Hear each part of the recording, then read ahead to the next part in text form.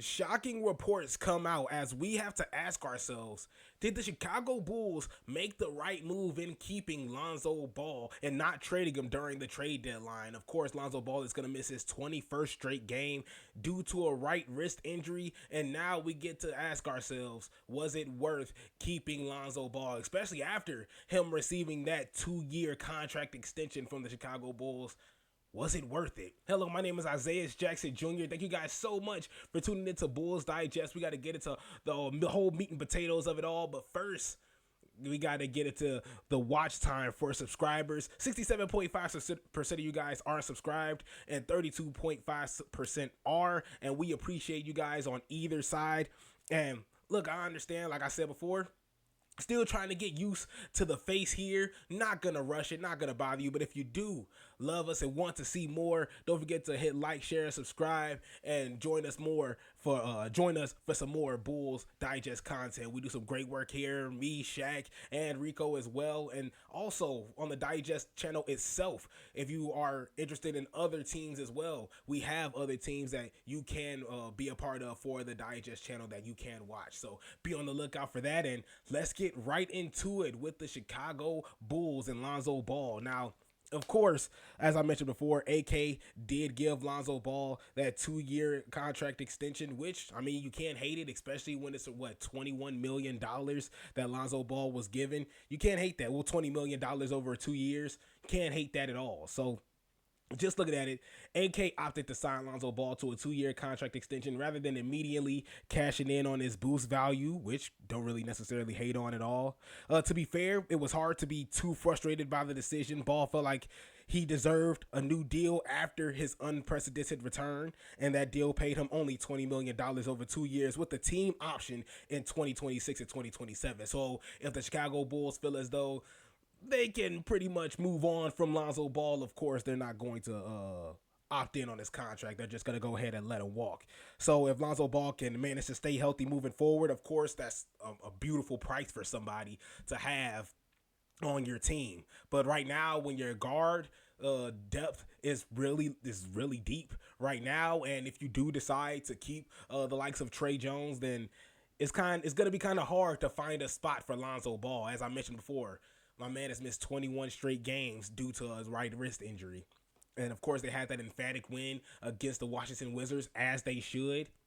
You know, they're beating the teams that they should, but Lonzo Ball is missing out on a lot of action after just missing out on 2 years. And obviously there's a loyalty price for that as well.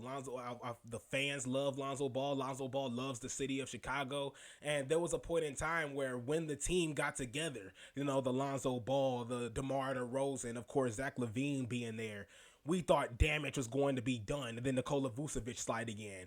You know, the Chicago Bulls and the Chicago Bulls franchise, the fans, I feel like we all were pretty hyped for what the future was going to hold for this team. And then unfortunately, we saw Lonzo Ball going down, and of course, DeMar DeRozan and Zach Lavine not working out, not gelling out the way they should have. They rocked out. They pretty much did what they were supposed to do on the floor. It just didn't lead to wins and a great amount of success on the floor as well, as you've seen from what we just saw, you know, in the past couple years. And so, honestly, it could be a win-win if Lonzo Ball can stay healthy and he can live up to the contract extension that was given to him. You know, I feel like that's a really, really solid deal for Lonzo Ball. So, of course, we got to get into the flip side of it. Of course, it's not like the Bulls are lacking in the backcourt. Of course, Kobe White, Josh Giddey, Ayo Dosunmu, Dallin Terry, and of course, you have several young players as well that's coming through and making a huge splash on the floor that's in need of some minutes as well. Of course, we don't know what's going to happen with Jalen Smith, and of course, I'm talking about the front court as well. I'm just talking about players on the floor, the guys that are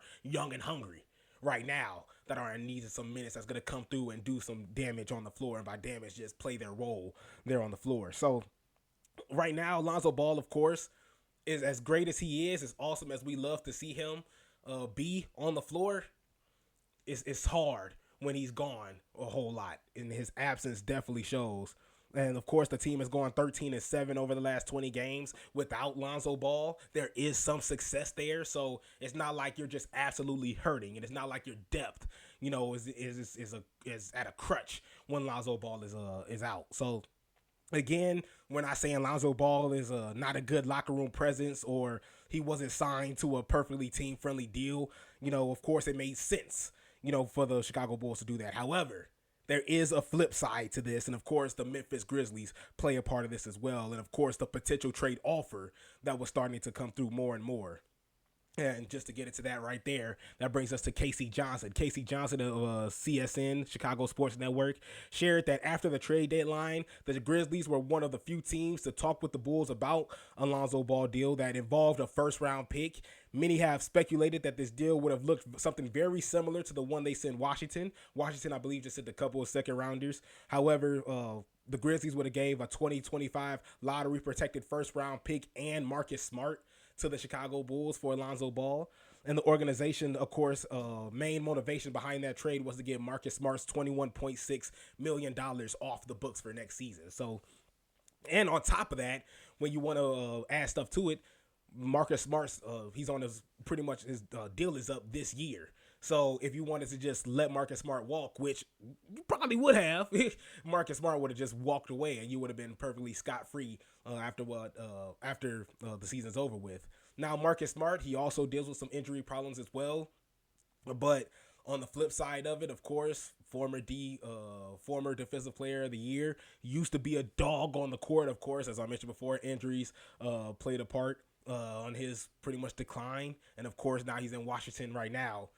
And it's kind of just been up and down. You'll see a 15-point game, a 13-point game, but then afterwards, you start seeing the 6-point games too, with not really much help on the flip side either. Not really a whole lot of assists going around. Matter of fact, we can get into the graphic right now of Marcus Smart.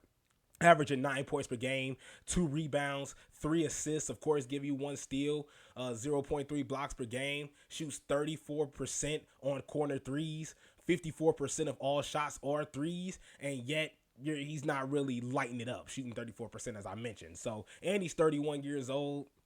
Of course, much older than Lonzo Ball. It's just a matter of, is it worth it to put that $21.6 million on your books, getting rid of Lonzo Ball, then moving on from him when it's all said and done? Because right now, Lonzo Ball hasn't really seen the floor. He hasn't seen the floor since February. So now you're starting to ask yourself, hey, look, you already paid this man the money.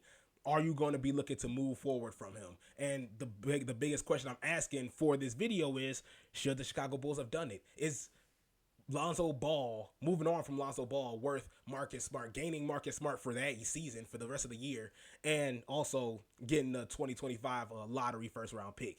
That's pretty much the question that you have to ask yourself right now, as of now, just mainly because the Chicago Bulls, of course, have so many things at play. Of course, Zach Lavine was traded during before the trade deadline.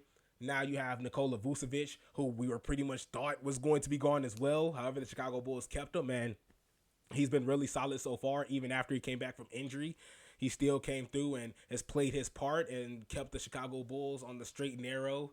And now we get to see.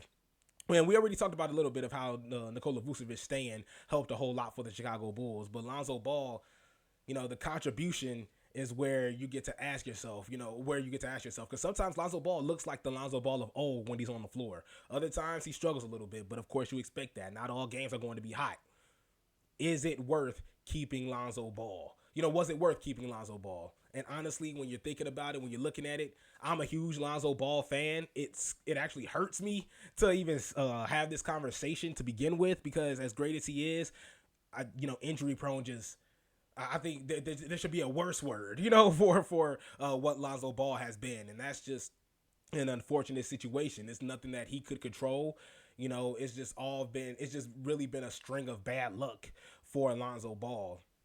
And we're just got to see how long are the Chicago Bulls going to ride the waves of Lonzo Ball. Are we going to keep him for the next year, let him progress, let him shine some more, let him get to show a little bit more of what Lonzo Ball can do, a healthy Lonzo Ball can do, and then trade him and see what you could get for him, instead of just grabbing a Marcus Smart, putting $21.6 million on the books and then just letting him go?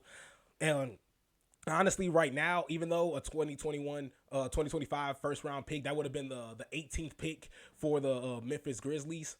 Honestly, that's not bad. You know, that I don't necessarily think that would be bad at all for the Chicago Bulls. It's just a matter of, are you willing to move on from Lonzo Ball?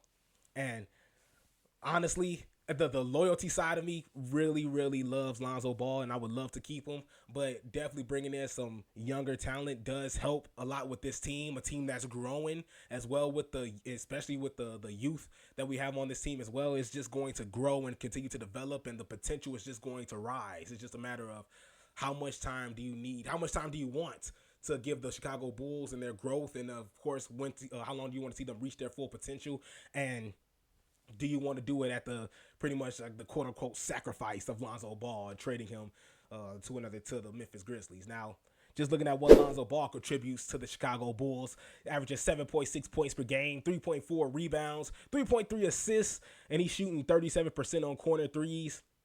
88% of his threes are assisted. 80% of all shots are threes as well. And Lonzo Ball can light it up. He could give you a really awesome game. But as I mentioned before, you still have a lot of the guys that have stepped up. You know, we still have the Kobe Whites. You still got the Josh Giddeys. You know, you still got as I mentioned, the Trey Jones, who you would want to possibly even bring back to next season. Is there even room, for Lonzo Ball anymore? So that is the question that I have for you guys. Was it worth keeping Lonzo Ball and not trading him to Memphis for a 2025 lottery protected first round pick and Marcus Smart? Honestly, I think that's a huge question to ask, because it's just a matter of how much do you really care for Lonzo Ball, and on the flip side, how much do you want to see the Chicago Bulls grow as well, and what would have been the right choice for him? Either way, the Chicago Bulls have been on an amazing run, and now we get to wait and see them destroy the Miami Heat in the play-in. Thank you guys so much for tuning in to Bulls Digest. Don't forget to like, share, subscribe, and can't wait to see you guys next time.